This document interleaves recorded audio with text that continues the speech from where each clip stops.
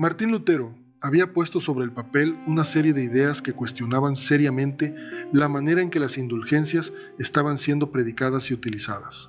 Ahora tenía que llevar esas preguntas fuera de su escritorio. Finalmente tomó una decisión.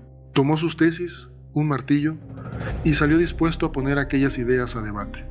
El 31 de octubre de 1517, la víspera de la fiesta de Todos los Santos, Lutero clavó sus 95 tesis en la puerta de la iglesia del castillo de Wittenberg. Pero hagamos aquí una pequeña pausa histórica. La imagen de Lutero clavando las 95 tesis en aquella puerta es una de las escenas más famosas de la Reforma. Sin embargo, algunos historiadores contemporáneos han cuestionado que Lutero las haya clavado personalmente. Lo que sí sabemos con certeza es que las tesis fueron redactadas por Lutero y enviadas para provocar un debate académico sobre las indulgencias. También existe evidencia histórica de que las tesis pudieron haber sido colocadas en las puertas de las iglesias de Wittenberg siguiendo el procedimiento habitual de la universidad. Así que quizá la escena del martillo que todos conocemos no ocurrió exactamente como la imaginamos. Pero la controversia que aquellas tesis provocaron sí fue completamente real. Esa puerta era el tablón de anuncios de la universidad. Era la forma normal de invitar a un debate académico. Lutero no estaba haciendo una declaración de guerra, estaba proponiendo una conversación entre teólogos y las tesis estaban escritas en latín, no en alemán, no para el pueblo, para los especialistas. Pero espera, ¿qué decían exactamente esas 95 tesis? Aquí hay algo importante que aclarar. Las tesis no negaban el derecho del Papa a conceder indulgencias, no eran, al menos en ese momento, una ruptura abierta con Roma. Lo que sí hacían era hacer preguntas incómodas, preguntas que ponían en evidencia las contradicciones del sistema. Por ejemplo, si el Papa tiene poder para sacar almas del purgatorio, ¿por qué no las saca todas gratuitamente, por amor, en vez de hacerlo solo cuando alguien paga tesis 82? O, si el Papa es rico como lo es, ¿por qué no construye la Basílica de San Pedro con su propio dinero en vez de sacarle el dinero a los pobres alemanes? Tesis 51. Y la más profunda de todas, la que tocaba el núcleo del Evangelio. Todo cristiano verdaderamente arrepentido tiene derecho a la plena remisión de la pena y la culpa, aún sin cartas de perdón. Tesis 36. ¿Lo ves? Si el arrepentimiento genuino ya trae perdón completo de Dios, entonces, ¿para qué sirve la indulgencia? Esa pregunta, disfrazada de propuesta académica, era una bomba teológica con mecha lenta. Y aquí viene lo que nadie esperaba, ni el propio Lutero, porque Lutero ya había publicado tesis antes, 97, de hecho, unos meses antes, atacando principios fundamentales de la teología escolástica, cosas mucho más profundas teológicamente que las indulgencias. Y nadie le hizo caso. Hubo un pequeño debate en círculos académicos y nada más. Por eso cuando publicó las 95 tesis, Lutero pensaba que pasaría lo mismo, un debate de teólogos, quizás un poco de polémica, nada más. Pero esta vez había una diferencia enorme.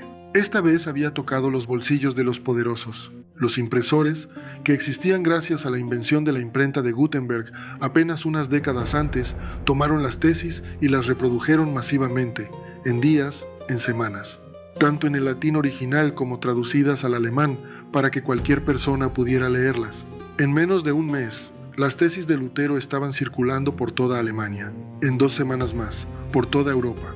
El propio Lutero escribió después, con genuina sorpresa: es un milagro para mí cómo esas tesis se propagaron en tan poco tiempo por tantos países. Y no era solo curiosidad intelectual lo que movía a la gente, era algo mucho más profundo, era resentimiento acumulado. Los humanistas, que llevaban años criticando la ignorancia y la corrupción de la Iglesia, vieron en Lutero a alguien que por fin se atrevía a decir en voz alta lo que todos pensaban. El espíritu nacionalista alemán, que veía en las indulgencias otra forma más en que Roma exprimía al pueblo alemán para financiar sus lujos en Italia, encontró en esas tesis una voz que le daba razón. Y el pueblo común, que compraba esas indulgencias con el sudor de su frente creyendo que eran su boleto al cielo, empezó a hacerse preguntas. ¿Y Roma? ¿Qué hizo Roma cuando se enteró? Alberto de Brandeburgo, el mismo arzobispo cuyo negocio de indulgencias Lutero había atacado, mandó copia de las tesis al Papa pidiéndole que interviniera. El emperador Maximiliano también se encolerizó y le pidió a León X que actuara. León X en un primer momento no le dio importancia. Dicen que comentó que era una pelea de frailes, una discusión interna entre agustinos y dominicos y que ya se resolvería sola. Grave error. Cuando por fin Roma decidió actuar, La respuesta inicial fue poner el asunto bajo jurisdicción de los agustinos, la propia orden de Lutero.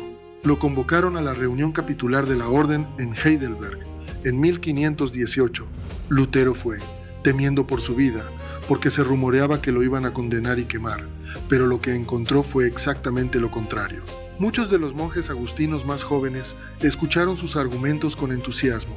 Algunos se convirtieron en seguidores. Otros simplemente veían la disputa como una pelea más entre agustinos y dominicos, los grandes rivales de siempre, y no estaban dispuestos a abandonar a su campeón. Lutero regresó a Wittenberg más fuerte de lo que había salido, y Roma seguía sin entender la magnitud de lo que había desatado. Pero aquí hay algo que la historia no siempre cuenta con claridad. Lutero sobrevivió estos primeros años no solo por la fuerza de sus argumentos, sino por la política. En esos momentos, el emperador Maximiliano estaba muriendo, y el trono del Sacro Imperio Romano Germánico quedaba vacante. Era una dignidad electiva, no hereditaria. Había que elegir un nuevo emperador. Los dos candidatos más poderosos eran Carlos I de España y Francisco I de Francia, y ninguno le convenía al Papa León X, porque ambos eran demasiado poderosos. Si cualquiera de los dos llegaba al trono imperial, Roma perdería influencia. Entonces León buscó un tercer candidato, alguien respetado, sabio, con prestigio, pero sin tanto poder. Y ese candidato ideal era Federico el Sabio, el elector de Sajonia. El mismo Federico que protegía a Lutero. ¿Ves hacia dónde va esto? León X necesitaba a Federico, y Federico protegía a Lutero. Entonces, León no podía atacar a Lutero sin enemistarse con Federico, y sin Federico, León perdía su jugada política más importante. Así que el Papa envió a Alemania a un emisario llamado Karl von Miltitz, pariente de Federico, con un regalo muy especial para el elector, una rosa de oro, el símbolo máximo del favor papal. Y también mandó, como quien no quiere la cosa, una rama de olivo para el monje revoltoso. Miltitz se reunió con Lutero, y logró que prometiera guardar silencio sobre las indulgencias siempre que sus enemigos hicieran lo mismo. Una tregua frágil, pero una tregua al fin. La Reforma había sobrevivido sus primeros meses no solo por la verdad que predicaba, sino porque los engranajes de la política europea giraban a su favor sin que nadie lo hubiera planeado así. Un papa que necesitaba dinero para una basílica, un arzobispo ambicioso que compró su cargo, un fraile sin escrúpulos que vendía perdones con frases que escandalizaban hasta a los teólogos católicos serios, y un monje agustino que, armado con una Biblia, una pluma y 95 preguntas incómodas, prendió la mecha de la mayor revolución religiosa de la historia. Y todo eso por culpa de una basílica. La misma Basílica de San Pedro que hoy visitamos como turistas y que admiramos como una obra de arte, fue una de las causas indirectas de la Reforma protestante. La historia tiene una ironía enorme a veces, pero la historia no terminó con las 95 tesis, ni con la tregua de Miltitz, ni con la reunión de Heidelberg, porque en Leipzig, en 1519, un teólogo conservador y muy inteligente llamado Juan Eck iba a obligar a Lutero a decir en público algo que lo pondría en el punto de no retorno, algo que ya no podría desdecirse, algo que cambiaría todo. ¿Qué fue lo que Eck le hizo decir? ¿Y por qué ese debate en Leipzig fue el verdadero punto de quiebre? Eso lo vamos a contar en el siguiente video. Dale like, suscríbete y activa la campana para no perderte ni un episodio de esta serie. Nos vemos en el siguiente.